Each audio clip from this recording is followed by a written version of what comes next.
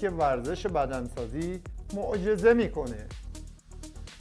توی این ویدیو با استناد به تحقیقات دانشگاه‌های برتر دنیا قرار فایده شگفت‌انگیز بدنسازی رو برات بازگو کنیم که روح، جسم، جیب و روابطت رو متحول میکنه.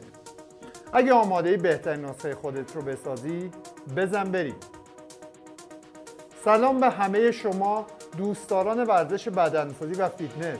من محمد هستم، محمد نوریان، عاشق علم بدنسازی و بدنسازی علمی، مؤسس و خالق پیج و کانال علم عضله، جایی که پیچیده ترین تحقیقات بدنسازی از دانشگاه‌های معتبر مثل هاروارد، آکسفورد و استنفورد رو به ساده ترین شکل ممکن براتون توضیح میدیم.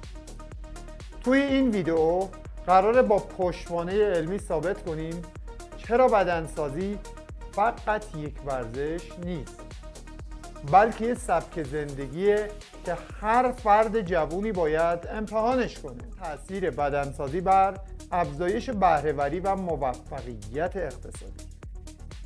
بر اساس تحقیقات دانشگاه سیدنی در سال 2023 چاپ شده در مجله رفتار سازمانی توسط محققین سارا جانسون و همکاران، افرادی که هفته‌ای حداقل 3 جلسه تمرین مقاومتی مثل بدنسازی انجام میدن 40% بهره‌وری بیشتری توی محیط کارشون دارن.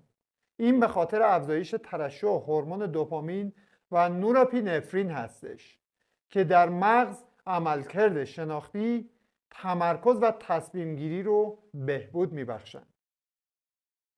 فکر کن کارمند یک شرکت هستی و همیشه تو کار از رقیبات عقب میمونی. شروع میکنی هفته‌ای 3 جلسه بدنسازی، بعد از 1 ماه میبینی پروژه‌هات رو سریعتر تموم میکنی. ایده های خلاقانه تری داری. رئیست بهت پیشنهاد ترفیع میده. حالا چرا این اتفاق میفته؟ چون بدنسازی جریان خون به مغز رو افزایش میده، حافظه کاری رو تقویت میکنه و باعث میشه تو موقعیت‌های رقابتی بهتر عمل کنی. تحقیقات نشون داده این طور آدما به طور متوسط 15% درآمد بیشتری دارن. هستش. حالا نوبت توئه که شروع کنی. اگه تو هم دوست داری یک تأثیر مثبت عمیق توی زندگیت گذاشته بشه، همین حالا سابسکرایب کن و زنگوله رو بزن تا هیچ ویدئویی رو از دست ندی. شورتس این ویدئو رو توی لینک زیر ببین و تو کامنت ها به هم بگو کدوم فایده بدنسازی برات جذابتر بوده. ویدئوهای بعدی ما رو که بررسی یک موضوع بسیار جذاب از دید علمیه، حتما از دست نده.